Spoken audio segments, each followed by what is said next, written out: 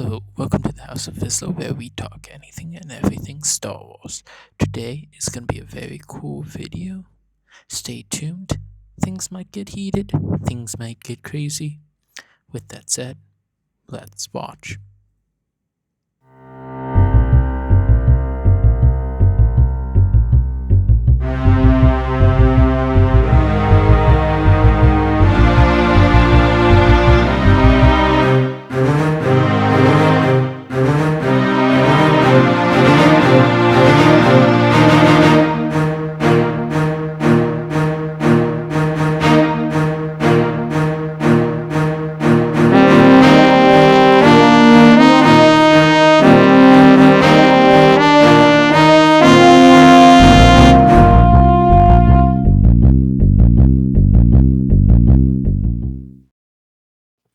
Hello and welcome to the House of Vizsla where we talk anything and everything Star Wars. And I don't know how many times I will say this. But, welcome back. This is our third recording of the night for some of us.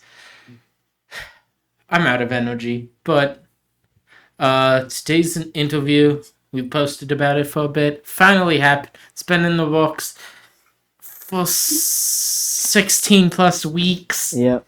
Time zones, life. 16. That was like 24. Yeah. I Here we are, See, though. we were planning to record this a few weeks ago. but then someone someone forgot about that- time zones. Someone forgot. First it was time zone. Wait. No, the First it was midterms. Then it was finals. Then it was time zones. Then someone just straight up forgot because Lord of the Rings is what we do. Yeah.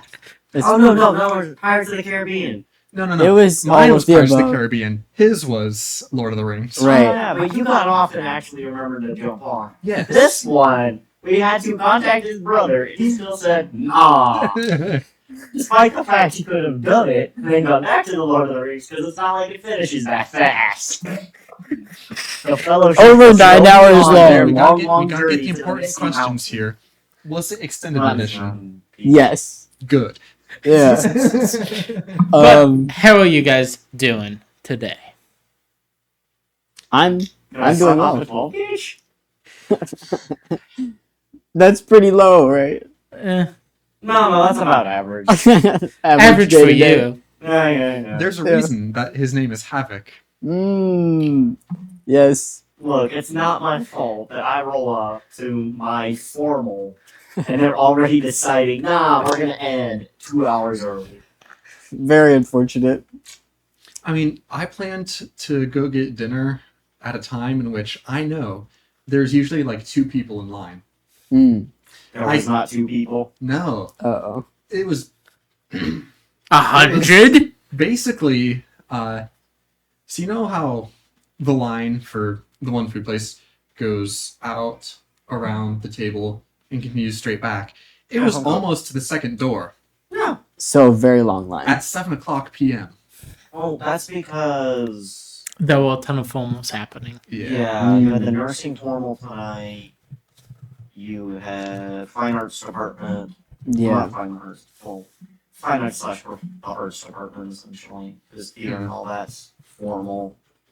I don't think business had theirs. You know when business has theirs. That thing disrupts campus. It Huge. genuinely disrupts And then campus. when the you have engineers it. have theirs, everyone else is like, "Wait, who are you guys? We have not seen you around campus before." Exactly, we've been stuck in our rooms doing the stupid homework. No, Where you guys get to party. Business majors. No, and I think, no, because, Drew didn't have anything, so Ah. the allied health and physical health people didn't have their formal tonight. Yeah. Well, About So, half of campus is what- not formal. Is your major? I'm industrial design. I'm mechanical type of math. there you I'm the go. one that makes him have to make something work. If you wonder why the bolt in your car is BS to get to, technically that's him, but it's because I created the design. He was told he has to make it work. Yeah, so it's a combination of both. But So when you're doing that really, really And gay see- position, let's see. to get to that bolt, so you can finally get to your exhaust manifold. Yep. But see, if that bolt is holding the computer in, then that involves everyone here. Yeah. Hmm. Yeah, there you go. Industrial design, mechanical engineering. Computer engineering, as well as No, There you go. he's sound systems. Still, still technically Computer all under mixed the in. umbrella of computer and electrical. Yeah. So, Nice. Alright, first question. So, how did you first get into Star Wars? Cartoon Network. All right. God bless Cartoon Network. Good place. Melodrama Island is the holy grail. Yep. If you grew up on it, you know how screwed up your own childhood was. Goth Girls were life very early on. That's a good place to start. Yeah, you know it. That and Teen Titans, the original one. The original one is much better than the. Bless what they did with Raven.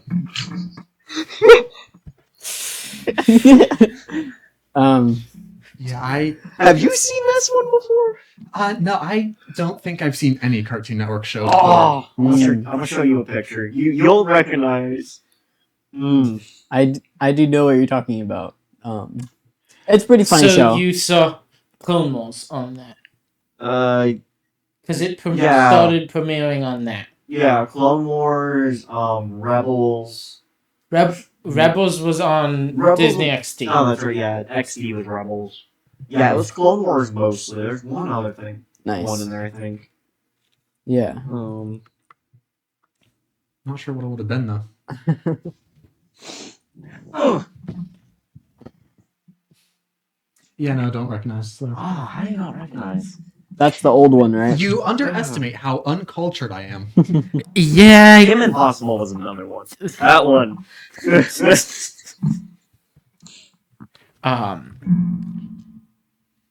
Yeah. Was there anyone who introduced you into the movies, or did you just stumble upon them after stumbling upon Clone Wars on Cartoon Network? I don't know. I've seen blips and pieces of them. I never watched them until later on. I Yeah. think I didn't truly sit down and watch them until late middle school, I think, or the early high school. Hmm. There. 'Cause I mostly just enjoyed lore videos and stuff involving just legends as a whole. Yeah. Little bits and pieces here and there. Do you collect any like Star Wars or Star Wars related merch? No. Despite everything Star Wars I know. And you too. No. What? Not him? I have a bunch of Star Wars stuff too, but Yeah, but I don't think his room looks like this. right, it doesn't. I have Parts of it. like my Yeah. my desk. I have 2 Star Wars posters. By the way, I don't like. They can see over here. There's 4 posters, but there's like 4 other ones that y'all can't see, and Mm-hmm. yeah, there's That's excluding and- helmets and things around the room, too. Speaking of like random Star Wars things, I have something I don't think I've shown y'all. Oh, great. Do. Did you get the full Star Wars blaster? I have I'm a collection of like got a collection of those are upside down. Eight or so, maybe like 10 Star Wars Pez dispensers. there you go. Some of those are from the 70s. Don't eat the candy from the 70s. That's pretty cool. You don't want radiation poisoning? Hey, I mean, I looked him up. I saw a Reddit post of a guy who actually did. He survived. Somehow. somehow he survived. Somehow he returned. Mm. I preferred the 05. The feel of it was better, and I enjoyed the balancing of it. The So, graphics may be terrible, but it's awesome. so That's the only version I've played.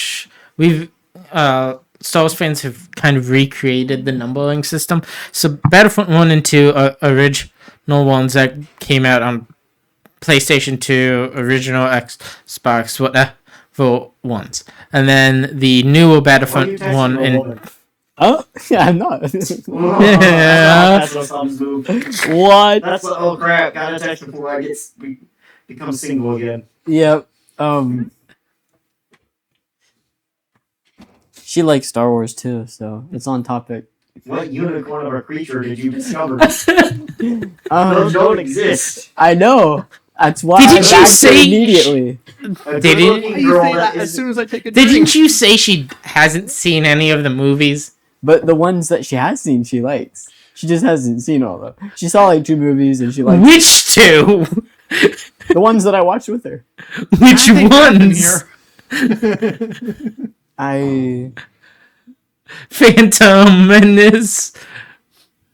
I put money Phantom Menace and Revenge of the Sith. No. It- You've never survived a relationship until you watch Attack of the Clones together. yeah, we the first 2. So No. You never survive a relationship until you've watched Acolyte together. yeah, that can be rough. But Why would you purposefully want to watch it, though? Gotta test the relationship's boundaries. Gotta mm, test how much lore she actually knows. yeah. If she likes it, sorry, but Yep. Yeah, if she likes the lightsaber seed, we all know which one. It's bullshit you could corrupt a lightsaber. Yeah, no. She And they easily would have just never shown that corrupted to it. begin with. And why did they do it? I don't know. Yes, because Ahsoka, one of the most talented Force users to ever live, takes, was it years or months? It was something like that. It was a crazy time frame to corrupt, like uncorrupted crystals. Right. Of course, that's uncorrupt, whereas what's her name was corrupting it. wasn't Yeah, she? but they still stated at some point. I'm pretty sure And- it involved when she was uncorrupted and how long and- it takes to bleed a crystal. Right. They don't. Yeah. And it takes like a fat amount. And they don't. The Empire, the Sith don't teach it. They don't teach saber construction or nothing. Yeah. They teach just forcing things together. Mm-hmm. Since the crude lightsabers, they are cool. Not all Yeah. of it. No. Cool ones. No. because like the movie ones, like Darth Vader's lightsaber looks cool. Count Dooku, his are Yes. just Mm. exactly. Yeah. Sas Venture says double bladed curved. Dude, that thing was beautiful. The spinning disc one was too. So funny watching though to show how weak it was. You just slice it down the middle. Like, Yes. it truly showed Sith lightsaber technology. Mhm. They created really cool ones. Well, that's Well, what man, makes it did like they have some serious weaknesses. Sith, Yeah. but also Imperial. Yeah. Mm. Because like same thing with Darth Maul's. Sure, long staff looks cool, but also when you have this much area that you can cut and his saber will be destroyed. But it was cool seeing that though. The, Mhm. the technology, you could actually see the technological advances within the Sith people and lightsabers. Yeah. Whereas like you can see how like the difference between pre and post Order 66 lightsaber creation and yeah. how much the knowledge from the temple helped in that. Mm-hmm. Is like pre 66 you get things like really crappy double sided, but post 66 you get those really nice, sexy designs. Mm. Mm-hmm. Double bladed sabers are still cool. They are, but they're a They lot will- more efficient in the Although, newer ones. Man. Like you also see Oh, it, right. you also see it in like the Jedi too, because you go from the Jedi having near infinite resources to like Luke basically just rebuilt a standard lightsaber. kind of like a mix between Anakin's and Obi-Wan's. And then you have Rebels. Qui-Gon's. It was Qui-Gon's saber because that I was thought that thing fell down the pit. no. Obi-Wan. So Obi-Wan's episode 1 lightsaber fell down the pit, Right. and then he took Qui-Gon's, didn't he? then he he grabbed kept- Qui-Gon's and he fought with that one, and then Yeah, he Yeah. kept it. Qui-Gon But go poof. a lot I of still wish sources Qui-Gon existed. still. That was such crap that he got off. That he pretty much was off screen. Like, just plot device kill. Like, really? It's He not was, our fault he was the only competent person. he was not off-screen killed. No, it wasn't off screen. It was like the equivalent. It was like, yeah, he's this really good Jedi Master. He's like the only competent person other than Yoda. and then he We're just immediately gets gonna, We're just we're just gonna plot gonna device bonk. this. Stab. It's like And- the simplest move that he gets killed. I don't know, but Yeah. yeah, he is. I really like his character though. Mhm. Hands down, one of the best characters in the original trilogy. Yeah, It's like no screen time and still one ups like the entirety of the literally, trilogy. literally, Yeah, it's And- impressive. and then You Sam can tell where George Lucas's strengths and weaknesses are. Mhm. Sam Witwer later in Rebels was talking about the Obi-Wan Maul fight and how Obi-Wan started with his Attack of the Clones, moved to It started with like his kind of more aggressive, like hold the lightsaber pointed towards them, the other hand out like this somehow.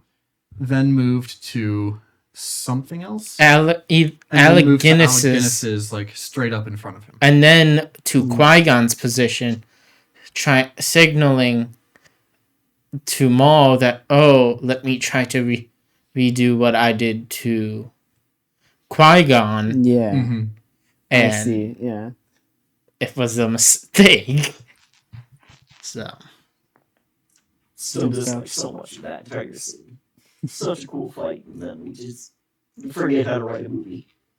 Bless you, George Lucas. You can create great things in the movie world, but man, your screenwriting skills.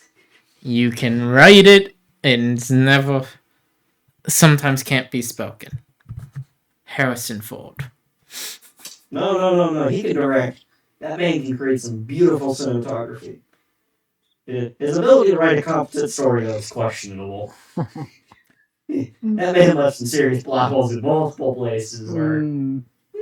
What's one of the biggest plot holes you think? the force itself.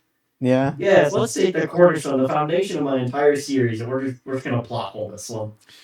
I mean, it is. We're not going to explain it. It is we're not gonna supposed to do be this anything about big it. mysterious thing because, like, if you look back in the original trilogies, there were basically no Jedi left.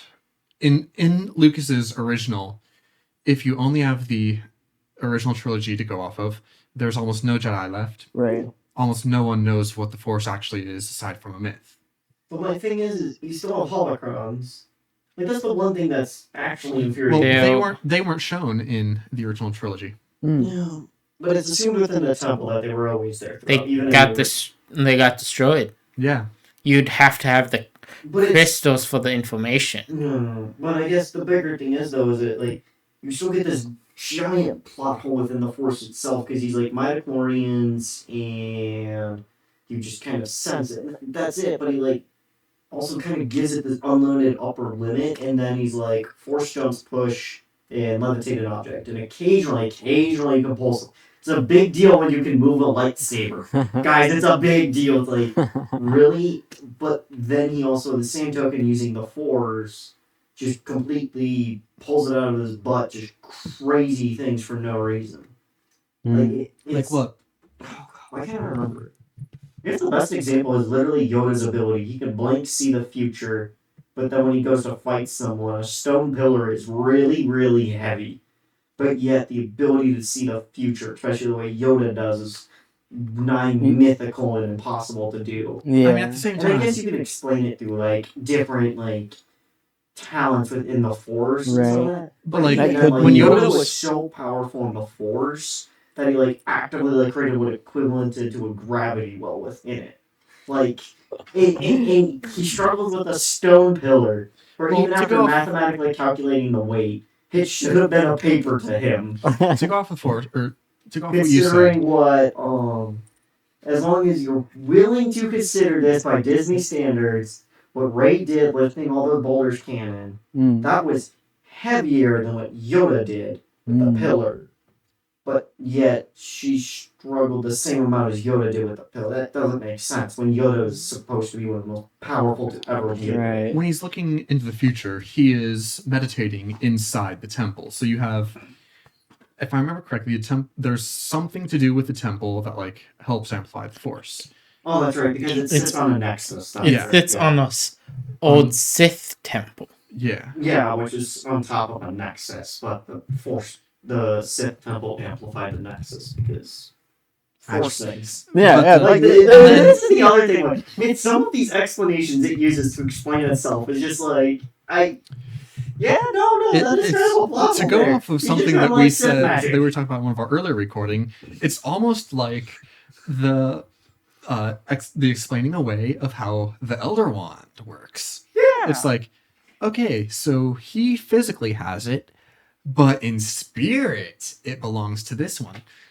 Okay, the Elder Law was kind of fair with how J.K. Rowling did it, because even Yes. she had to admit she did kind of mess up with the nature of that object. She did really good with the Resurrection Stone Yeah. and the cloak. Yes. And she admits that when it came to the Elder Wand, she kind of messed it up because she always planned in some form to get rid of Dumbledore, but yeah. But When I'm you talking- read the books, it's a lot better. The Elder Yeah. Wand is Yeah. handled in a much cleaner way. And never. But you it's can Nah. still still- kind of tell how shaky it gets towards the end of it. Yeah. And it's Yeah, still the it's movies. still kind of something fun to just poke at the Harry Potter universe with. Right. But at least that one kind of makes sense, and you can Mhm. kind of get where it comes You can from. kind of see a logical flow. Yeah.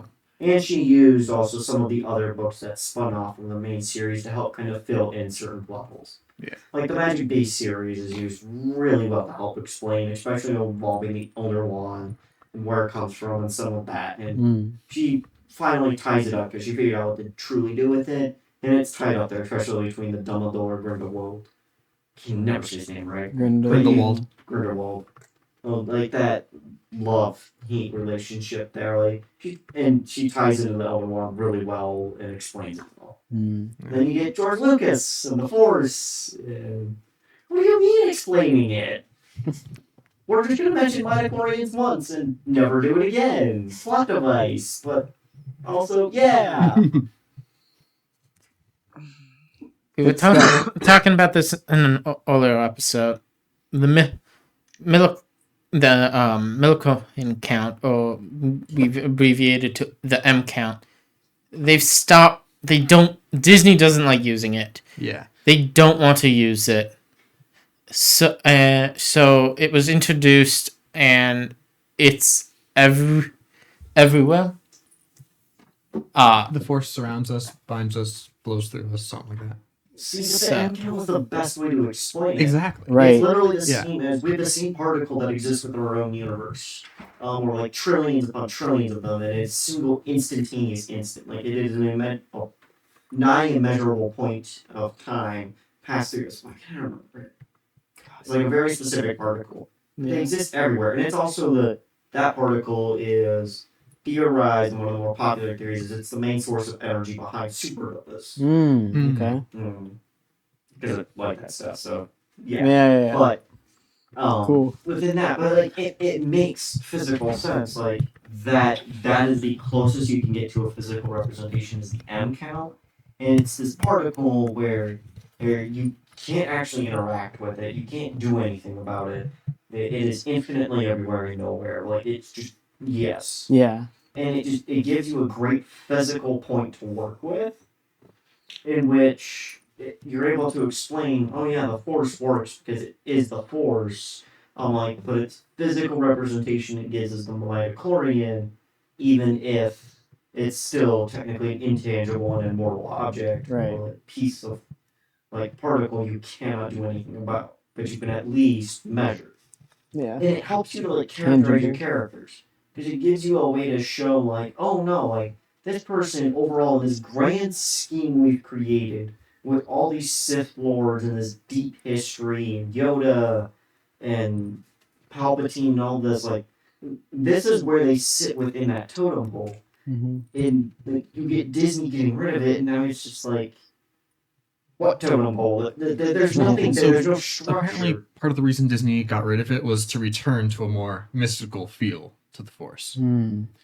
The M count literally is what gave it that mystical feel, because it was oh, everybody has it, but no one has it.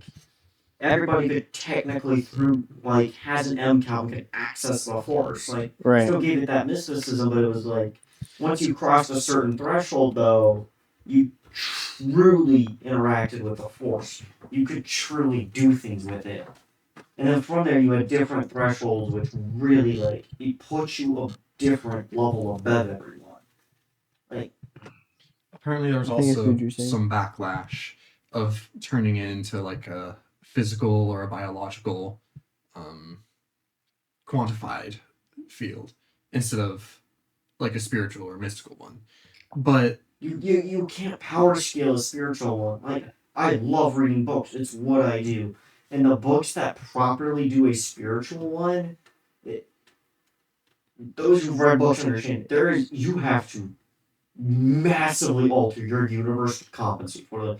There are things you literally, like in a literary way, you have to do in the way you write it and the way you make your world work. Right. Like Star Wars could not be a true space opera sci-fi with that type of scale. It just doesn't work. The greatest well-known example of this power system and how it works has to be the Lord of Mysteries.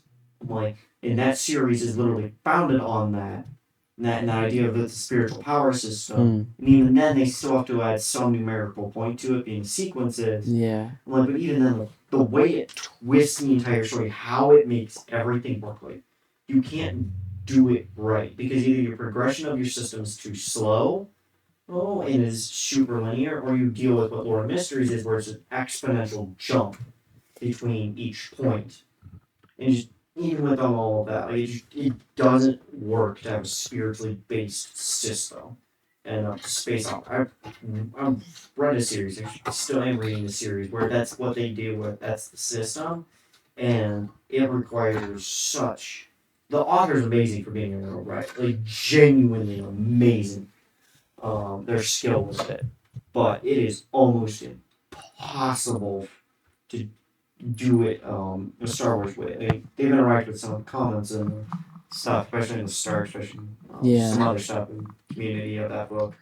And like they said, like it is impossible to write something in the realm of Star Wars and how they work within that with a spiritual system, because fundamentally what he's had to do with his own book and how he's written his universe to make it work. There comes a point Star Wars is so loved because it still has a realist aspect to it. Sure. To do a spiritual system is to shatter that realist aspect. Like because you have to incorporate in a lot of ways different religious elements in certain pieces, and you have to mystify it to such a degree that you cannot keep it grounded in realism. Yeah, I think it has to be either all the way one way or all the way another. So like, if it was going to be like that, if they really wanted to push the spiritual aspect, they would have like put a lot more into that, like into the original movies, into all of the movies. But it's just kind of like, oh, the midichlorian count, that adds to this side of things. But then also people talk about, it's a mysterious force that flows around. Like it's kind of ambiguous. So I mean, I could see both sides, but that is especially with how Legends treated it. It's part of why I like Legends so much. How they treated M count in the fours, like they did it the proper way. There is three ways to do it, either one extreme or the other, or you find that balance. And Legends pretty much found that balance through a lot of its different stories.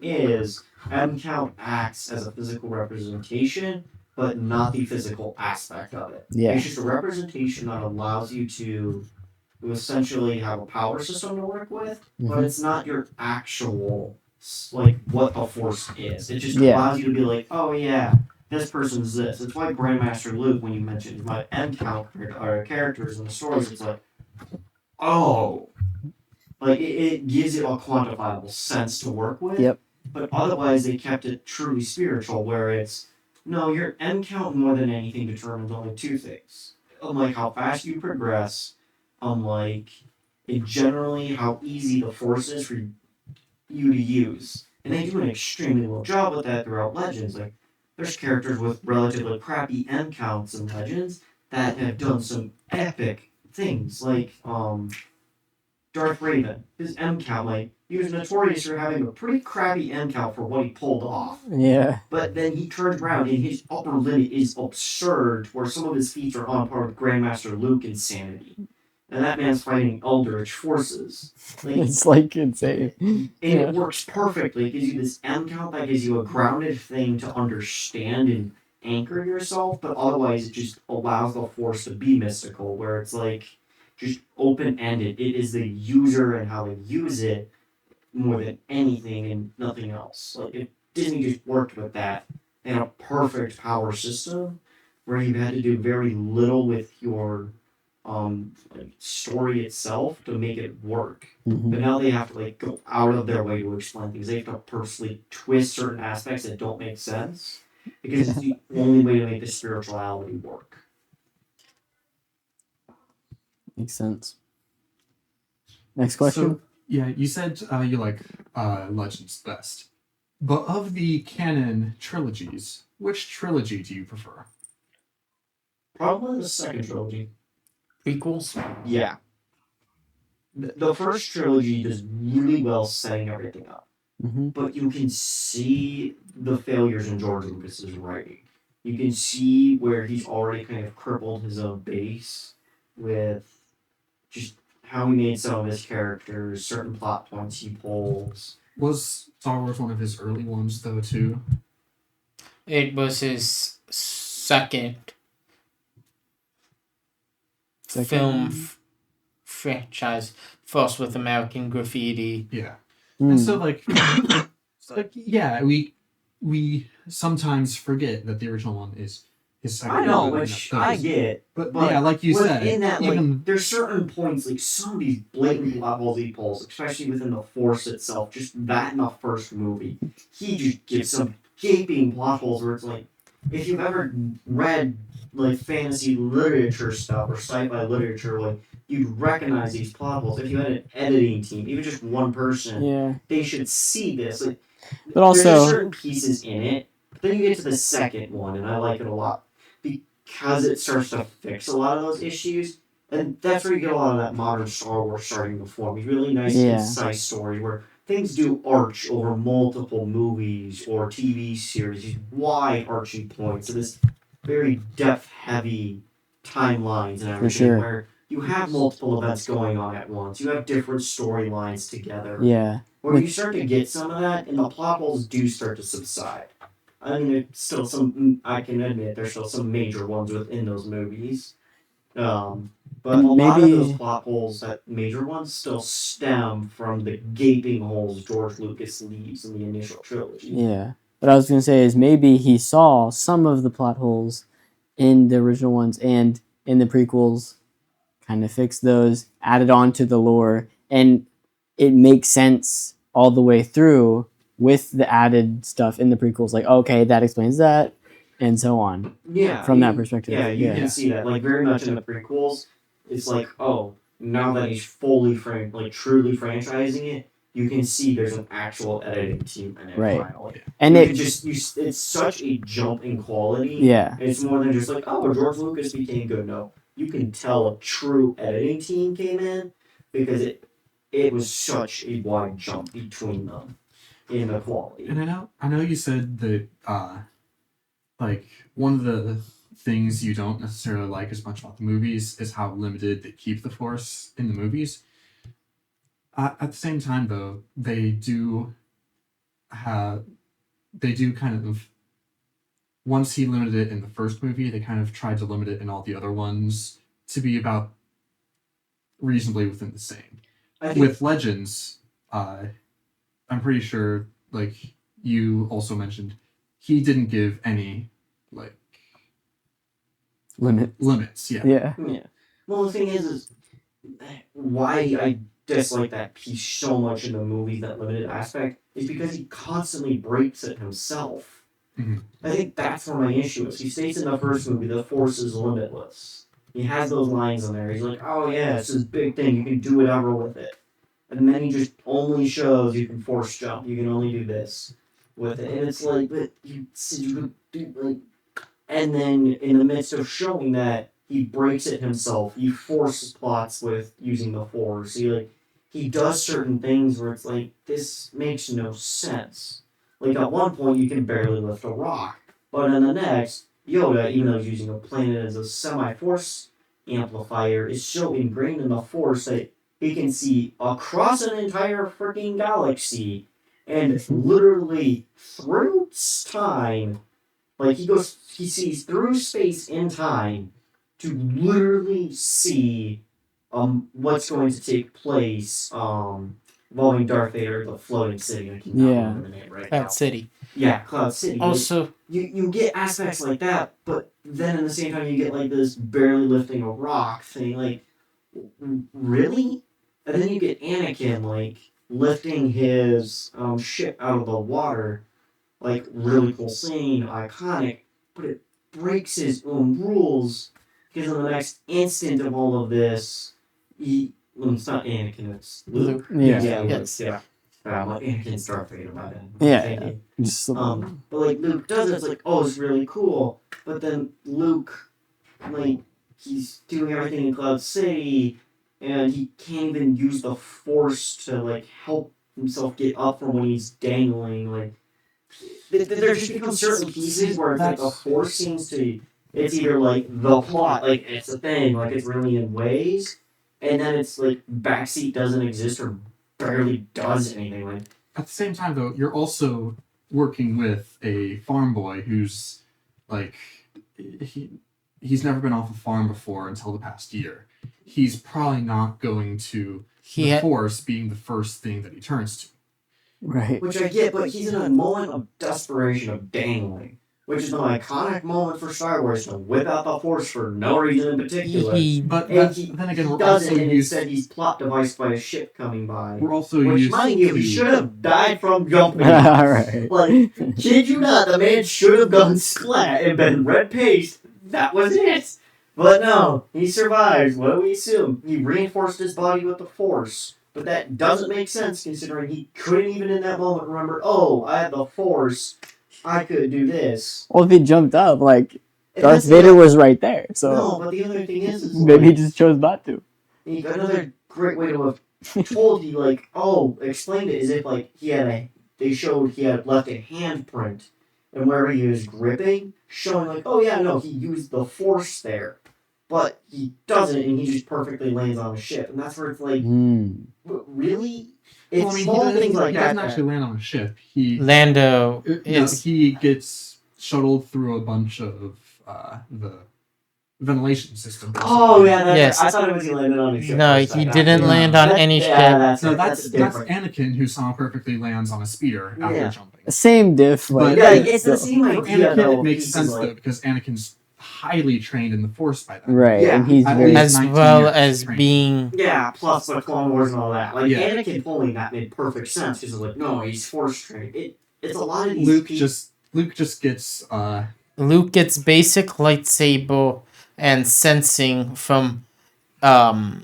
Obi-Wan, and then yeah. uses it to destroy the Death Star when Obi-Wan was a Force Ghost. That was, Use that the was Force. such bull. Oh my god. yes, Ah. the Force magically makes these proton torpedoes, which proton torpedoes would not do a thing. But yes, it magically makes the 90-degree turn. Hey, physics doesn't work. We've already said this. Yeah, Multiple but times. nonetheless, like, oh my god. Dude, how do you twist? Like, no. Twist Oh. what?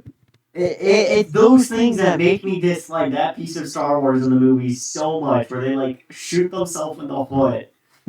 Like, yes, the Force, it could do this, but yeah, it could bend torpedoes. It could literally warp space. Like, that's literally what the Force had to do to make that work. It genuinely had to warp space itself because of how protons work for them to do that. But also, for reference, I was mechanical before, so. And I love space things. Like, I do understand some of it. So the Force had to genuinely bend space because of how protons work to make it. But in the next instant, oh, that pebble. Yeah, that pebble has to weigh like a neutron star. Because my Neutron god, is it star. hard to move. Hey, maybe it was just like the perspective, you know? Maybe it didn't actually bend. Yeah, the perspective's about to be my foot kicking your balls. no, Suddenly no. that pebble will move. Here's what it was. It's just the positioning of the camera. What we see is the Force guy trying to lift a pebble. What it actually is a planet-sized boulder that's just Very miles far away. from the Yes. camera. Yeah, totally. Mm. No, it's It's not Ray meditating again, or positive. Well, I don't Because think we when should Ray base meditates, things the off entire world levitates around her. Every Well, that's, single time. But that's never happened for Anakin, who is quite literally, pardon my language here, Space Jesus. Space Jesus could not make the ground levitate when he meditated, but Rey. Well, maybe Rey he do it. chose not to. Your first issue is assuming Anakin actually had enough non-ADHD moments to meditate. Let's prove Hey, that hey, he had meditated on that's- multiple occasions, specifically through Clone Wars. Last Clone Wars, it did show that because it showed him briefly learning how to do battle Some meditation. Where he was Some- briefly touching on it when they introduced some of the ideas that started Legends like Darth Raven and some of that stuff. Yeah. But then you get Rey. Yes, every boulder in a 100-mile radius. Rey isn't Woman, exactly you- the thing we should be comparing, though. We Considering don't she talk was never about trained. that. We don't. She we was don't never- compare to anything past anything past Force Awakens. Yes, but nonetheless, like, And the it Force- does exist. So using it just as a general reference, Right. like, Sure. good God, Lucas. Maybe the problem is Please. her, not. This is why I can't do the movies because your inconsistencies are painful. All right. Well, All right. can't really Disney. we can't blame Lucas Kathleen for Kennedy. anything past the final Okay. prequel. Though. I can agree with that. Past the final prequel. 'Cause But there's just so technically many he didn't make- inconsistencies with it and all that. Those Like, first 6 Lucas movies even already had his have own those. script for the sequels that Disney was just like, nope. What's this? There are some consistencies, I think, but inconsistencies. Sorry, He but has there some are much inconsistencies. less How than Space Jump works. right. But How force pull and force push work.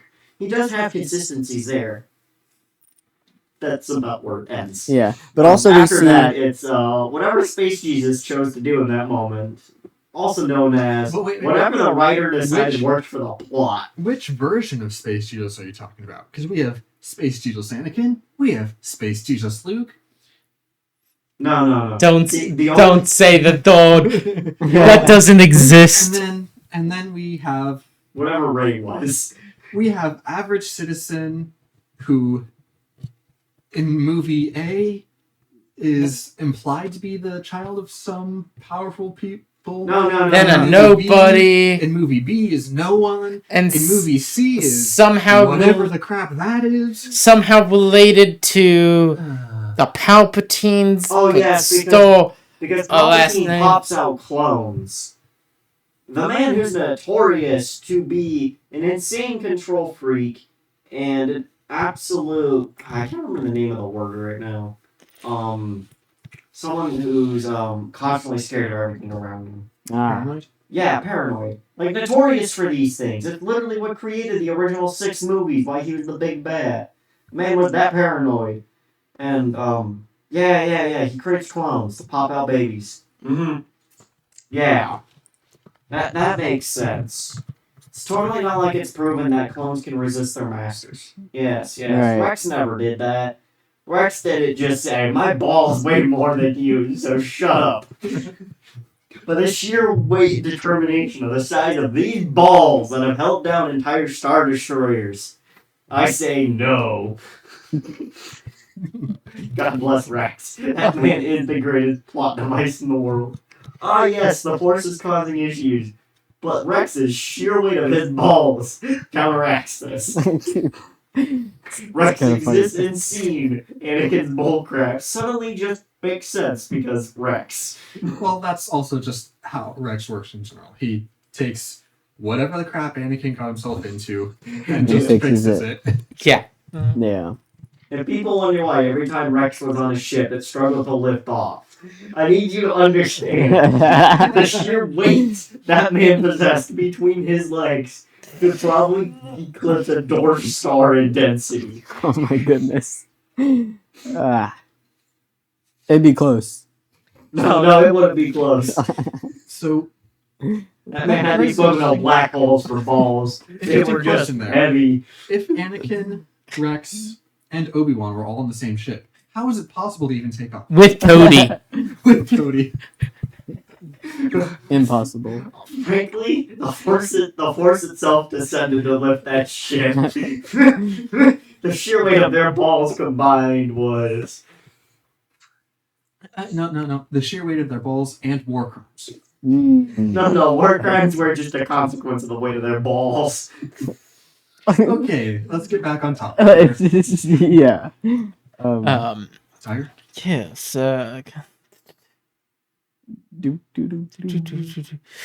So, Yo, what's that questionable tab? Huh. No, I think Tiger might be, Editing Well, this the out. No, I think he enjoys Rule 13. I think I saw an R13 tab there.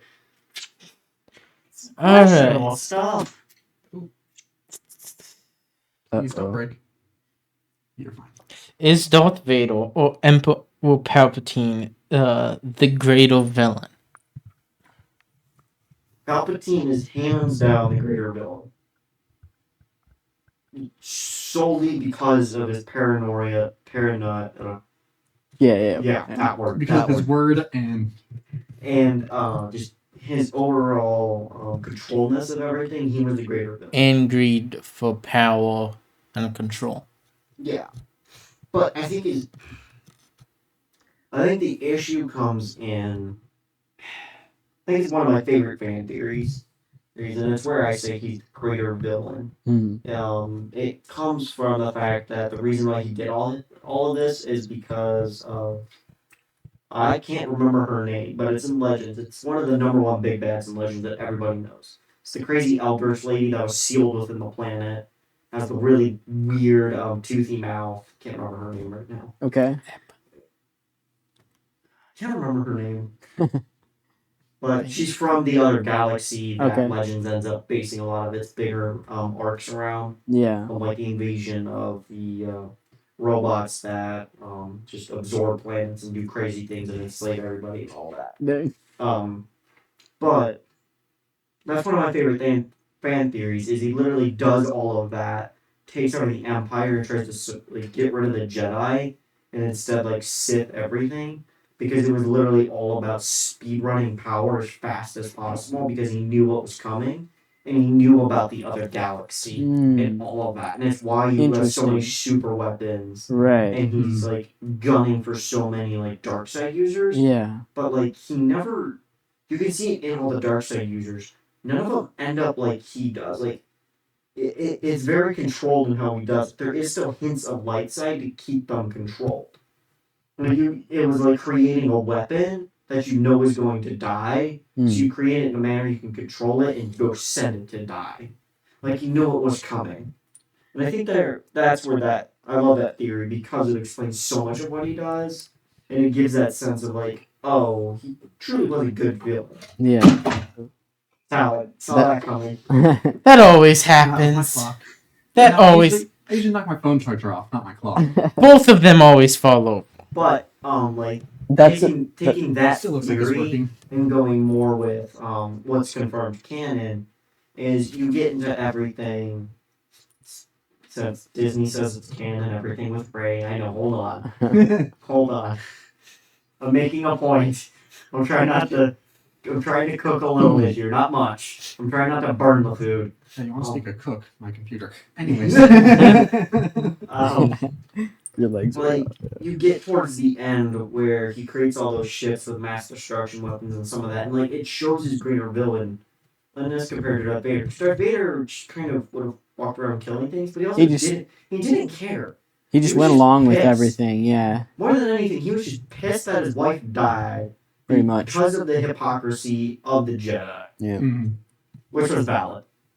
Valid crash out. I mean, but then you get Palpatine doing all of this, being this great villain and committing all these horrendous acts because of this greater goal he has. Yeah. And he's not mindlessly just killing. Rey, when they finally start introducing him, it's oh, this kind of actually makes sense. If you notice the Empire he ruled, everything that was considered evil wasn't. It was the First Order really wasn't that bad. They committed some heinous things. They did some bad stuff. Just casually destroying a few systems isn't too bad. Without using the full energy of they could have wiped the galaxy or Yeah. multiple more planets. Yeah, And like this is why we don't talk about the sequels. yeah. Yes. The First Order had its own issues there, but like you see the First Order and it's like it didn't actively like do anything crazy. Like yeah, they were anti-Jedi, but you know what? Any Empire worth their salt kind of. But didn't they like shoot like several like half a dozen planets and just obliterate them for no reason? Into nothingness. Yeah. I mean, a couple of those planets getting destroyed was definitely like a, That- Well, I mean, yo. it's also the but then you get Bosnian the Prime, which is, the government. But then you get Based the on what we ones see, like, they kinda needed that. you get the ones with the That iconic is Star true. Destroyer shot where everybody looks up and sees the laser hit their planet. Right. And it's like, oh. And it's like, it makes sense because the planets were actively rebelling against them. Mm. Like, I think that's where, when you start taking in some of those perspectives from where the First Order was, like, anytime they actively went, like, the iconic farm scene, where they're Okay. like, oh yeah, they're here, like, hide the illegal people. And they don't, they get caught and they like burn everything down and they kill you for having illegal people. Like we're like, oh my god, that's evil. But it's like, but yeah, like what do? We don't want illegal people in our own country. What do you think they want? Like you think as an empire they want that? People who actively are trying to undermine it? Like it's just what you do as a government. You shoot the people trying to take out your government. And like overall, anytime you looked at any of the planets, a lot of the people were perfectly fine with it. Like the planets that were destroyed because they were going to rebel, if you notice. But the issue that you're talking about is, in the galaxy, the First Order Was had no never They governmentally attacked controlled. and destroyed the seat of power of The New the Republic. New Republic, which Right. was the active government of the galaxy at the time. So they Weren't they temporary? Once they destroyed it, weren't they in power for a bit there? Once they destroyed the government, the First They were in Order, power there, the and First that's Order where took Mando. power Because from that's the when back. Mando. Because Mando takes place during. Well, not, No, you Mando are is far off. Post Mando is post- post Empire, Post yeah. Empire. pre First Order. Yeah, Yes. that's right. Yeah. Post Order It's like before the is First Order. way in. God, I hate the new timeline. How convoluted they made everything with these damn shows. Ignore the points I just made. I cook. I did not cook. I You worked the living shit out of the crashed. food. I poured that food, No, crispy. you didn't cook, you got cooked. Yeah, but no, Palpatine I find to be the greater villain. He just generally what he does is more like a true villain that would be iconic through the series, and then they just kind of plot device him off Mm. instead of actually working with him and like creating a true villain to have throughout your series. They're just like, oh no, he's just gonna like really,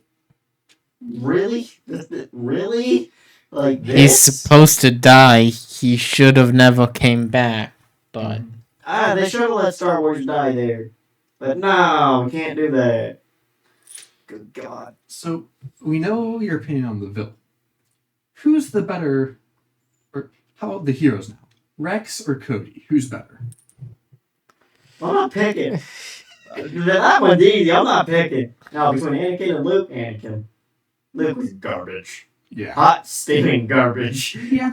He got hard carried by the fly. He did absolutely nothing. Then you get Anakin. My family doesn't like Luke because Luke like- is a sissy who needed to get spanked as a child. he basically just cries half the time he's on screen. Yeah. Luke is a sissy who should have gotten spanked and whooped as a child like I did. You cried at the store? Wham! You'll cry some more. Yeah. It's just- Yeah, you might cry some more, but you never cried again in the store about not getting your candy bar. Yep. There you No, go. no, no. You learn to behave. I'm like, one good crack is all it took. That handprint. That handprint left Stayed on lasting there for a memories. while. Yeah. No, but then you get Anakin and his War Crimes Division. Otherwise known as the 501st. War Crimes Division. I Basically. think it was Taunt Company was the company name. How about Anakin or Obi-Wan? Anakin. Anakin just tops all of well, the one exception being Qui-Gon, but that's because that man did some hard carrying. That man, he showed what Lucas really could have done with the show. Qui-Gon is so well written and well done. The way he's like trained and properly trained, like his character as a whole, everything with him, like you can see it in Anakin and his later development. So much of like the similarities with Qui-Gon because like that Qui-Gon was the best character Lucas wrote. You can see which character was likely to be the one that he pretty. To me, Qui-Gon seems more like the one he wrote first. It was the character he put the more passion into, because you can see how well fleshed out his character is. How he's a genuinely well written character. It's what all the characters in the first trilogy should have been. Like that quality, that level, and you don't even see hints of that until the final movie and the sequels. Not sequels, the prequels. Like it takes us till the end of the second trilogy to see that level throughout a decent amount of characters you get. Like that's how well fleshed out he was. Yeah. That's why to me he is overall the best character, especially out of the original trilogies and all of that, and leading and everything with this Order 66. Qui-Gon would be the best. Just you can't top that. Like the most well written character by a long shot that just outdoes everyone. So originally it was gonna be Obi-Wan was gonna be played by y- be the master, and Qui-Gon was the Padawan. And when My God, Obi-Wan why couldn't they do that? and when Obi-Wan was I love killed, Obi-Wan, but Qui-Gon was a better character. Qui-Gon took the name of Obi-Wan. So Liam Neeson's character Can you was tell named where Obi-Wan, Lucas, where his favorite character was in that? Oh. Can you tell? but chose not to do it for the confusion that it'll bring. Yeah. So it would just have been a difference of the names. It wouldn't have. It would have been one taking over the master's name. Right. So it would have Carry just it been. Like, nonetheless, imagine the first trilogy of Qui-Gon, like that level of character development, like that quality of character was all of them. Suddenly, that Jedi Council would be a lot less infuriating. Like, Yeah. if they were properly developed and they had genuine backstories and reasons behind their decision making, and be like, oh, this is actually really cool. Instead, you get whatever crack addict stuff the fan fictions community decides to run with that time. Yeah. It's so bad. The Legends, the thing known for like truly making Star Wars into what it's become, actively avoids anything to do with the original trilogy because they want nothing to do with touching that cesspool of dynamite. Like, it's a pile of black powder and it's one good spark from going boom, and they're just like, nope, not our issue. Not our issue. Like the only thing they touch remotely in Legends is Yoda, because he spans outside of the original trilogy, so his character gets fleshed out a little bit more. That's horrifying. That's genuinely horrifying. When the people who are amazing at writing and have fixed many of Star Wars issues and created some more foundational ideas the community loves, actively avoid your first three movies because they're that bad as written characters. Also, what do you mean by first three? Do you mean timeline or actual release? Actual release, not timeline. So they would avoid the original trilogy then? Yeah, original trilogy. I always forget that specification. This is a Legends stuff. Yeah, because I did an entire video on different ways to watch it, and so when I was doing that, I found people really get confused when you go in order of the first three movies compared to episodes 4 through 6. Yeah. Just saying that. Yeah, when you go by timeline, this series makes more sense. But if you go by chunks released by Lucas, which is what I'm usually talking about throughout this, unless I specify otherwise, the original trilogy is just, oh my god. As someone who loves reading and all that, understanding well-written characters and all that, those movies hurt. They genuinely hurt to watch. You just see the horrendous quality. Then you get a gem like Qui-Gon, and it's like, this, Lucas, this. And then you get whatever he pulls. He kind of did hamstring himself in that he already had the outcome preset. And so no matter what he did, he still had to work towards the outcome that he set as the original movie. Yeah. I've read books. I'm reading a book right now that's absolutely phenomenal. Easily one of my top 5 best books I've ever read. How I wouldn't say often does that favorite, but one change? of the best. Actually, not that often. Okay. Not that often. I've read most of the hidden gems out there. It's pretty set in stone, my top 5, but this one crawled in there. Easily you can do that where you have your end thing and you write towards it. Like the quality Lucas wrote, like despite knowing where his ending was, like how bad that was, like just it isn't an excuse. Yeah. Like there's zero reason the quality of that movie's writing is as bad as it is when you have an ending. Like it just doesn't work as an excuse. Not when there's pieces of literature out there, many pieces, that actively prove you can write a phenomenal book or movie or anything if you already know your ending and you're writing towards that. You could write an absolutely amazing story getting to there. Yeah, And agreed. he just doesn't. Like, no. If You you love Lucas is the everything he created. I don't want to bash on him too hard. Like truly, what he created is amazing. But what he created is hard carried by the community because the community genuinely saw the potential in it more than he did and has formed it into what it's become. Like, I mean, I talk about Legends. Legends carried it. The fan shows, some like things like that. Like, I mean, one of the most legendary examples out there of the community hard carrying their own franchise is Halo and Red versus Blue. Like, to those that know, Red versus Blue did some miracles for Halo. To such an extent, Halo actively took things from Red versus Blue and also credited it to it because they were like, no, like, we got this from them, it was so good. And that's what became of Star Wars. Like, as a community, we saw that potential of it, what it should be, what it could become.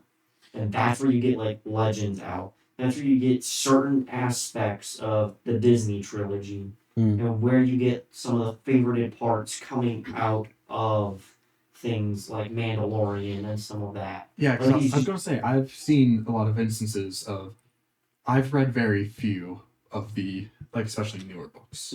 But of the ones I've read, I have seen really good integrating aspects from those books Right. into Star Wars. Yeah.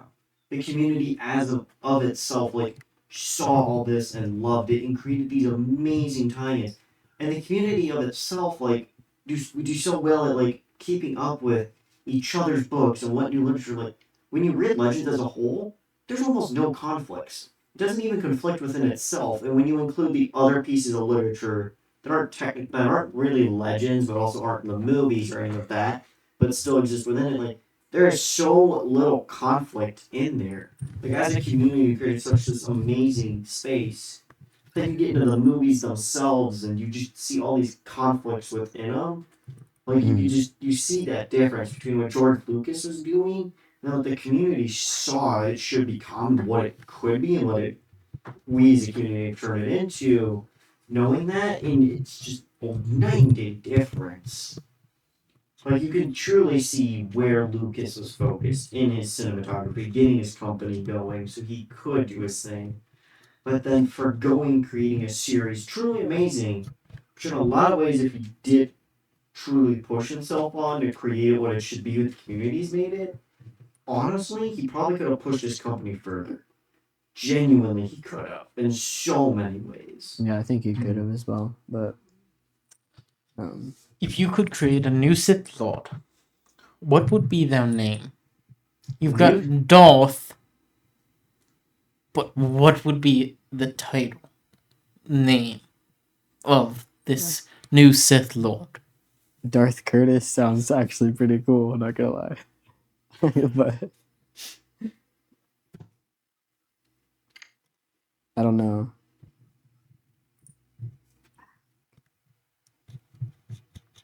forget if it's. I need to Google this real quick. 'Cause it might be an actual Dark Lord already. Yeah.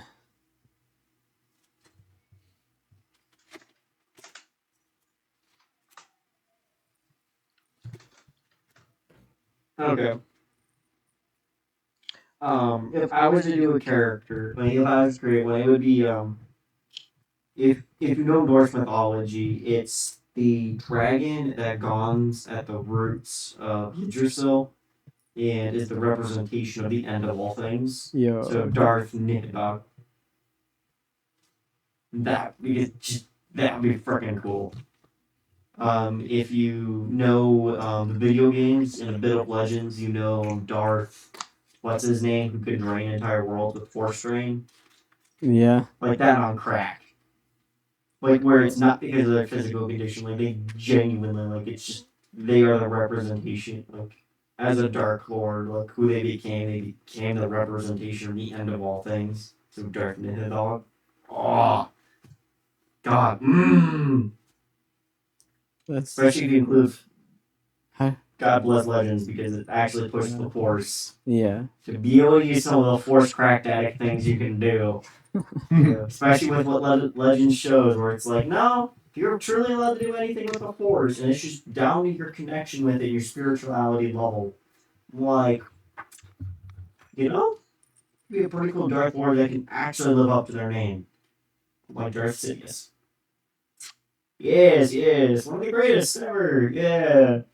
Not off screen at all. 100%.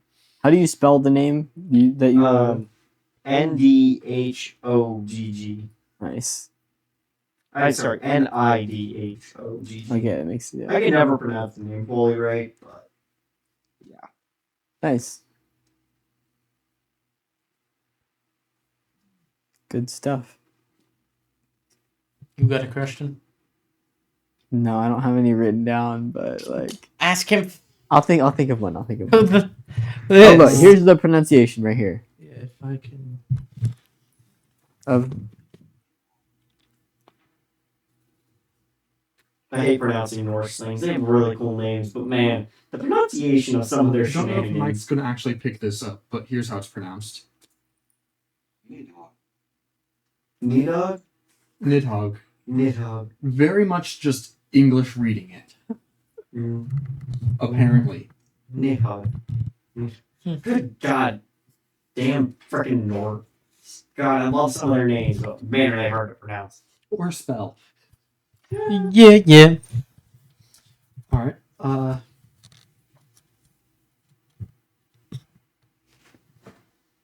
what do we got? Dogs in the camera. Ooh.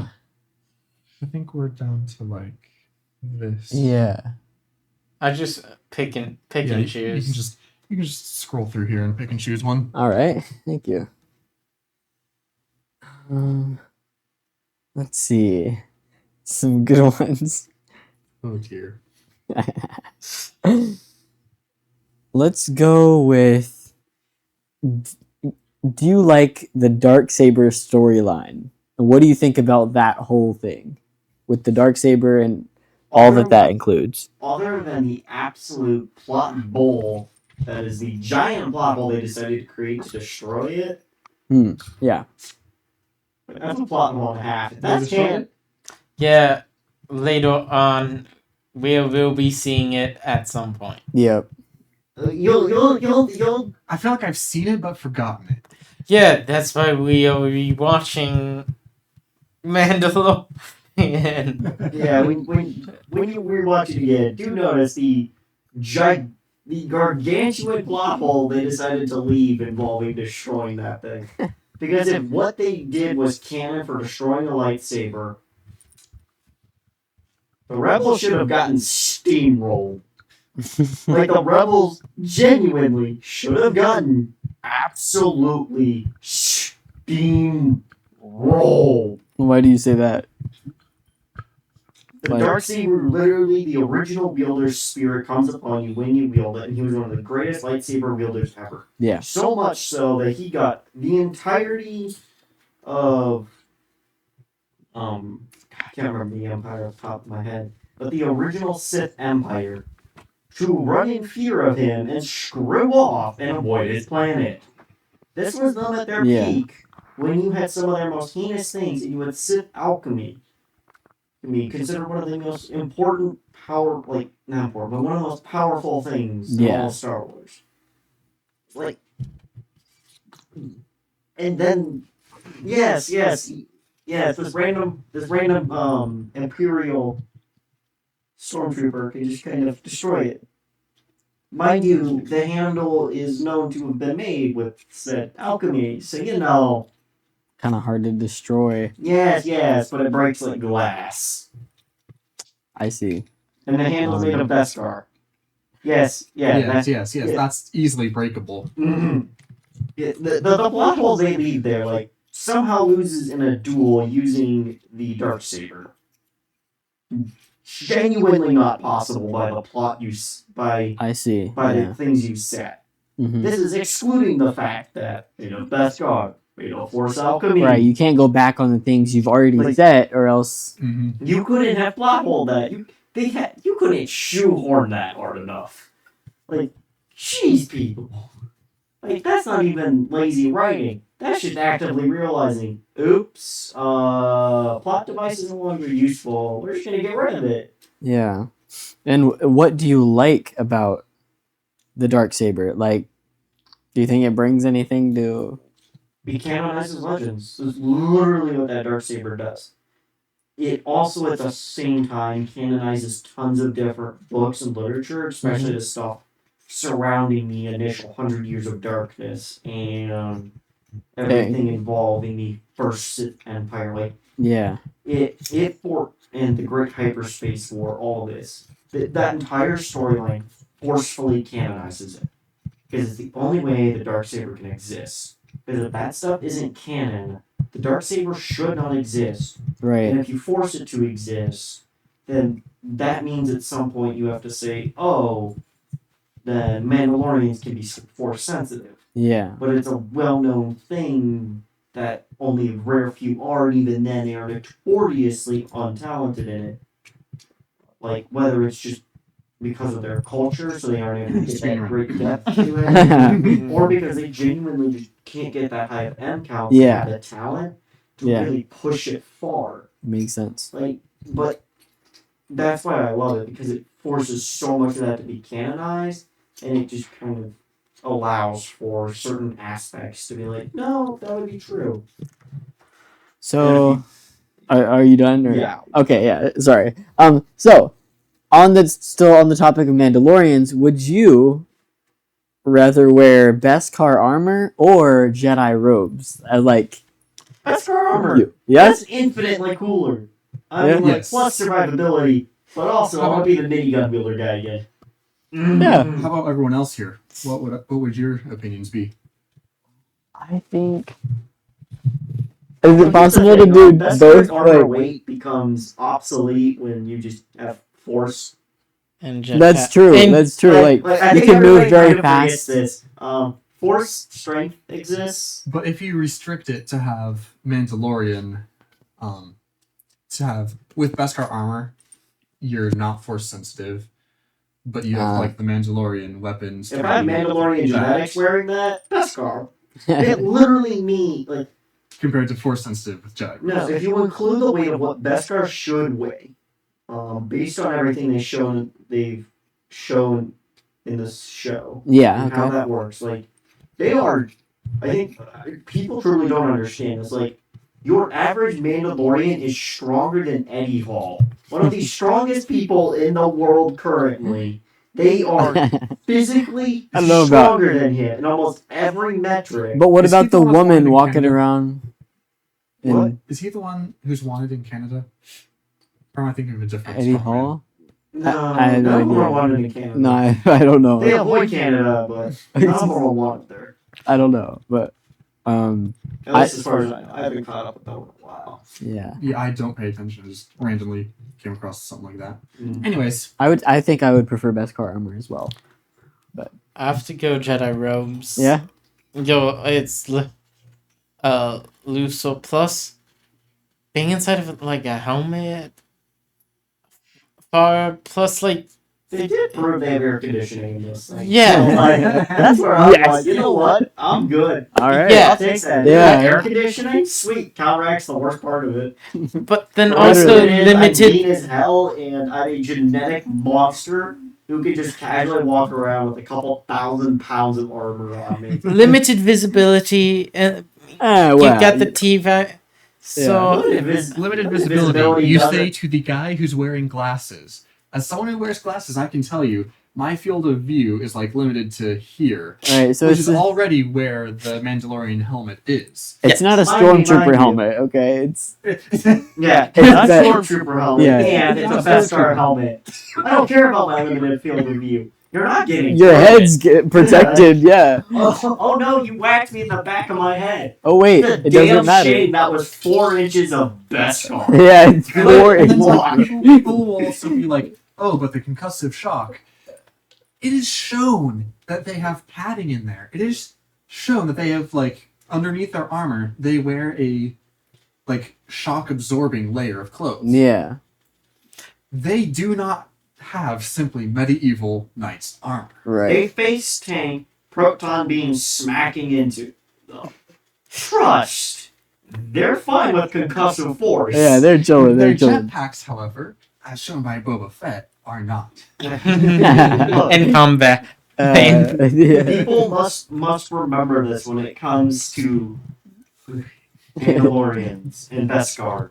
Beskar stops the protons from melting things and doing shenanigans. It does not stop kinetic force, as shown by the fact they can deflect said proton beams. Mm. What about you? Oh, Rogue? I would go with Mandalorian Beskar armor. Yeah. Plus, Any reason? you can get a jetpack. And you know what jetpacks mean. Yeah, Portable someone high shoots the ground. one random right side rocket. Portable high Is that when you go ground. straight into the giant See, the hole? thing about that is, it's apparently it is a model with the error. Mm. Yep, an error with the specific model of jetpack that Fett had. Where it was like a well-known error that Yes. just Yeah. Because the most notorious bounty hunter in the world, one of the most talented Mandalorians, would actively choose the jetpack with a fatal flaw. it was his father's. It's fair. I mean, yeah, but Yeah, okay, I even can then, see that. like, his father was the same thing. Like Samuel Love, like notoriously. It might not have been known back in Yeah, the Jango Fett days. I want to call a heavy Mm.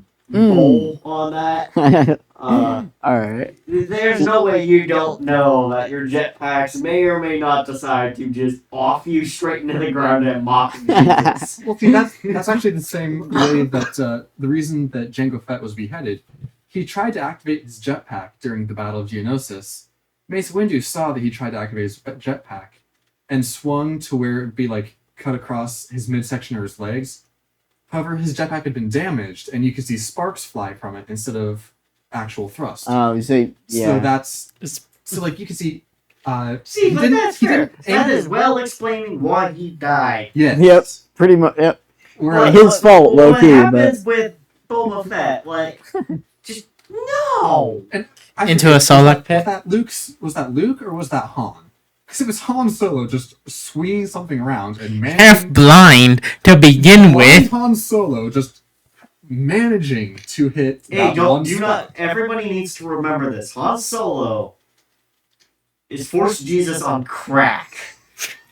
See, There's see, not a when single everybody reason said- Han Solo has done anything. His own show proved that, like, the When Force everyone else actively uses goes the out of Force, its he way uses to luck. do everything for him. Literally, he is When like the everyone else- luckiest person in the galaxy. And like that's how he says he doesn't believe in the Force. He believes in luck. Right. Right. Yeah, because the Force, It's the dice. It's the dice that give him luck. the Force bends over for him and lets him do questionable actions. Okay. So, let's see here. Next question. What about? So overall, do you think Mandalorians are stronger than the Jedi, or 100%. why? Solely Like, Mandalorians shouldn't be. They just shouldn't. yeah. But two things: the Jedi Code cripples them hard, Okay, that's true. very hard. I mean, the difference between can never remember the event that causes it. The schism, right? No, not the schism. I don't know what it's called, but I don't know what you're speaking of. Because it's during the is it deep? No, it's post 100 Years War. It had to be because they needed some of the darker shenanigans they pulled to win that war. That's right. It was like it's Okay. around the time the 100 Years War and the Hyperspace War. Is when you get that switch in doctrine. But you could see such a hard difference between the two. Hmm. Like it's very clear. Now, if you're talking before that with the original code, when Okay. Then the they Jedi. effed you up really good and hard, yeah, 100%. Mandalorians lose all the time. But the Jedi Code is the thing that makes a Yeah, difference. but with the modern Jedi Code, I see. good God, So what? the Mandalorians wipe the floor with them. I'm like, this is excluding how Disney consistently just decides. Intriguing. What's happening with the cord right now in the background? I just got told that my computer's powered. Yeah, it's extremely low. low. Plugging in PC right So now. what do you think about the Sith and the Sith against the Mandalorians? Like, they don't have the Jedi Sith Code win. in the way, but Sith win that. What about the Gray Jedi, where it's like the Ahsoka Tano, people Okay. who don't follow the orders? they don't really care Okay, about. Gray Jedi are the exception to just about everything. yeah. This qualifies within that. Gray Jedi like Ahsoka, properly trained and actively isn't nerfed by Disney's version and George Lucas's version of the Force. And, like, Okay. shows what it should become. Mops the floor. Well, it's the same reason why the Sith, to some extent, do, but they just have the raw power. Right. And They. this is why the Jedi lose. It more than anything, even if their code is there, they shouldn't really lose, if not for the fact that they are hard nerfed by what Disney and George Lucas set as the Force's use, despite saying it has no limit. Like, there's And- no reason. With the Force, it's been shown you can heal from anything. You can do these crazy things. Right. But for attacks, you can only force push and pull. That just does Right. not make sense. Why do you And, think? like, it's those things that really make it so Yeah. the Jedi lose. Why do you think the Jedi made the code to distinguish themselves from the dark side? Was that they were attempting? No, that's not the reason that's given. Because I don't know, but I was just asking. That's what I get. I haven't brushed up on my deep Star Wars lore in a while. You had time. I mean, yeah, I did have time, but I was trying to maximize bed rotting, and I did not get on a lore kick. I was on a cop kick. So I got to watch some beautiful cop videos of just absolute stupid people. Oh, it's great. That was my kick till 2 in the morning, and I said, I'm gonna go to bed. And then I would just, I'd watch some amazing videos. Nice. But, Nice. no, Let's do one more question. Sure. Do you have a question, Tiger? No. No? Should I ask it? Yeah. Yeah? Yeah. All right. Let's see. Obviously, we already know the answer to that one. We know the answer to basically everything here. Oh, yeah. Um, TV shows? What do you think? this one maybe. Yeah. So, do you think that Star Wars will still be popular in 50 years? So 50 years from now, will people still at its current rate, no. No? No. At its current rate, if Disney actually listens to its community more, like it kind of did with Mandalorian, Sure. excluding what happens with Darksaber and some other shenanigans there. Yeah. And some of that stuff, I think the biggest thing that's going to decide it is if they care about Legends or not. And Okay. any of the other just books and stuff written by the community, by the authors they approve of, where they're like, no, this person is proven as an author, and we as a community canonize them. Mm-hmm. If they listen to those things, if they actively like use those books and those stories to make movies, and they use that to really push out everything and create the universe, they'll be extremely relevant for 50 to 100 years. I'm like, cause that's how much content is there for them to use, how much depth they could go with. Right. And this is assuming they actually like stay with these well-written pieces of literature and actually follow them how they should, and give it a well-done, proper adaptation where you don't shoehorn it or Yeah. actively ignore certain key pieces of it, like what's common with adaptations from literature to movie. Mhm. Harry Potter. Yeah. Giving. Well, you're also taking books this thick, trying to adapt them into a 2-hour 2-hour movie. Yeah. Movie. Which is That's why you one of the need a biggest- trilogy, or you need. Lord of the Rings is a book. phenomenal example of it's possible. You Mm. could take Yes. thick books and create 2-hour movies, 2.5-hour movies. Well, Lord of the Rings are more like And three then, and a like, half, look, right? even But- taking this question, No, Lord I of think the that's Rings. Hobbit. That's closer to 3.5. I think Lord of the Rings is still 2 hours 45. No, it's opposite. Hobbit is shorter. Lord of the Rings is longer. Yeah. But Hobbit still shows it's possible, and so does Lord of the Rings. You can Right. do Because, it. like, taking this, Tolkien wrote some of his first drafts for stuff in the Lord of the Rings universe, stuff in the Silmarillion, Yeah. while he was in the trenches of World War One. Yeah. Dang. And here we are, over 100 years after the end, like over 110 years even, Yeah. and we're So- still discussing it. Movie adaptations of it are still being made. Yeah. Manuscripts, like books combining all the manuscripts, are still being printed. Mm-hmm. Like Tolkien's son, who took up the Christopher, universe Yeah. after his father's death, he died I think in 2020, Yeah. and books are still being published from the manuscripts. From what That is one they thing wrote. that, no matter what people will say against Tolkien's universe, that's one thing I still love about it. It's so well written, it's so coherent.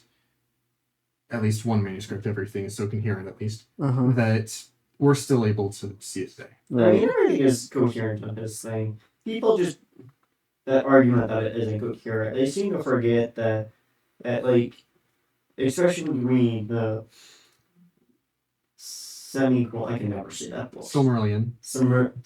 Yeah, That we're book. not pronouncing that tonight. Yeah. Um, But that But it is people a seem to great forget book. why that book exists is because when you read the others, it's like, oh, all this stuff. Then you read that book and you read everything else, and you're like, oh, Way that's- deeper. oh, yeah. Yeah. People seem to forget why you can't just read the manuscripts that he wrote and be like, oh, really cool. Why there's only the one? Right. Because the one was the core like series for everything. Mm-hmm. I'm like, the others are meant to be interlinked together. Yeah. Most of them were not written, oh, this manuscript, and then he wrote this one way over here. He wrote them like Yeah. this to this. Like, they are heavily interconnected. That's what creates that depth, that insanity that's that universe. Mm-hmm. In my opinion, that's the best example of world building. Yeah. I think. And no, like, Eh. in a lot of people's opinion, Yeah. that basically defined fantasy for It's still even defines today. fantasy. That series is what literally, it is the it is the platinum series. Like, it isn't even a platinum. You cannot achieve it. Like, there'll maybe be one other book or series that'll ever come close to achieving it. Being it, that'll be considered like the equivalent to platinum series of it. Yeah. I'm like, it just isn't possible. And the only other, it would be a high fantasy is what would do it. Love Lord of the Rings, but it's what you consider either fantasy or low fantasy, depending on who you are. Mm. High fantasy is essentially it's where you get that like crazy fantasy power scalings and some of that stuff. That's high fantasy, but that would be your next series. That it's most likely it would be a high fantasy book. That's written by an author of the quality of Tolkien. That would likely achieve platinum next. Yeah. Which is what The Hobbit did and The Lord of the Rings and all of that. It isn't possible within the realm of like low or just fantasy in general there to actually create an equivalent platinum with that again. Mm. He broke that genre. Like people don't understand. Like as someone who loves those books and everything and reads all within that and the fan fictions and these small authors that write absolute god tier things, Tolkien broke that genre to a fundamental level. Like, what he wrote so fundamentally changed everything there. Like, it broke it. But going back to Star Wars making another 50 years, Mhm. current pace, no. If they respect the community, listen to them, actively use their works and give them recognition for it, but also, like, use their works, like, truly Mm. use them and don't just destroy them and shred them to pieces as they try to use them, easily they'll be able to pull a Tolkien and last for 100 years. Yeah.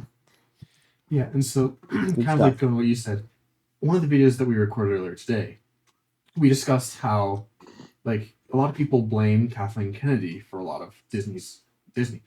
What am I saying? No, that's a lot not of Star Kathleen Wars Kennedy. films. Good heavens. No, I it's hate not. that argument. Yeah. It's if you know the has corporate some blame, to yes. some extent, yes, it's her, but if you know the corporate world and you know Disney itself really well, no, it was the board. It was the board through and through because you gave them another cash cow. The reason Avatar, a series loved by everybody that's going on now, has done as well as it has, is because its director, that first movie, and did so well it gave him the power to tell Disney, look at my fat thing. You can, yeah. He was able to create himself that stone wall to stop it. Lucas not having anything to do with Star Wars anymore. Didn't he pass? No, he's currently working on a museum that's set right, to yeah. open. That's right, 'cause it was a different famous person that died Yeah. that does movie stuff. I can't remember their name on top of my head right now. But, like, because he's not involved in that stuff anymore, you don't have that iron wall to stop that influence. And so that's where that stuff comes in. And we kind of see the same thing with Marvel. Yeah. Like, when Stan Lee was still alive, we could see the series. We could see the series had trajectory. I mean, the comics still had it. But Even Stanley once also Stanley- set the comics, though, to be how it's separated within everything, how the comics work. And then some of the people within the comics world and all that. Like, the Marvel comics are still what they are because it is nigh impossible for the Disney board of directors to come even close to touching the comics. Yeah. What Stanley did, and then the people that actually, like, everyone who's involved with the Marvel Comics side are showing grain and how they have it set up. It is impossible for them to touch it. For them to touch the Marvel Comics thing would kick off a powder keg no corporation is ready to handle because of the lawsuits it would ensue and the fundamental rights internationally and within the U.S. that would come up upon that court case. Dang. No. Stanley literally created a hydrogen bomb. He He literally said, touch it. I dare you. In the movies, though. Like, The movies, you can Stanley see- never cared about the movies, though. For him, it was just a cool thing to get to do. It's why the TV shows are always all over the place.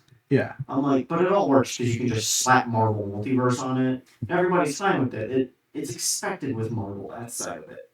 Other than Disney's horribly botched way of doing anything. Like I'm saying, up until Endgame, Marvel had one consistent.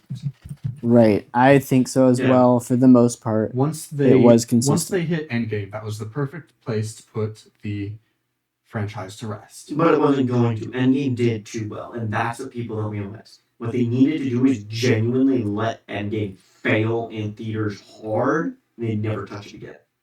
If they would have let that, then they could have gone in and watched it You know, on their own. I guess that's the one thing most fans forget about the corporate world. In the corporate world, it's about money. Yes. All right. We're gonna end it now because We We- like 2 hours of recording. It's been a good. Enjoy this podcast, y'all. This one's a long one. And he gets to blur out my bleeping. Have fun. 2 hours podcast. It'll- That's what 2 years editing. Honestly, One I century. did the minimum. I did what I could. Yeah, it wasn't And it wasn't that. that really wasn't Good, that hard. good for you, Havoc. Yeah. Yeah. So No, if we were talking my freshman year doing this, my guy would have never been able to release this episode. We would have re-record it like 5 times. It would have been Even- GTA even 6 last all year. over. Even last year. even last year, yeah. Yeah, even last year. Yeah. But with that said, please make sure to like and subscribe here on YouTube. If you're on an audio feed, which you're probably listening to it on an audio feed because it's too long to watch. Yes. Yeah. Yeah, if you the can sit through video. and watch this one, you need to just donate some money. Yeah, right. Go Yep. to houseofvizsla.com, link in the description for any links. Yeah. And Yep. to our Discord. We have So- merch there. We have you can donate to us and Help out College broke tuition. college students. Yeah. There's a lot of debt in this room. please, I think in this room alone, we're sitting at like a 1.5 million. Like help. close to that. Please. We're only halfway The through. U.S. so- government is bankrupting us. But with that said, may the Uh, force be with you.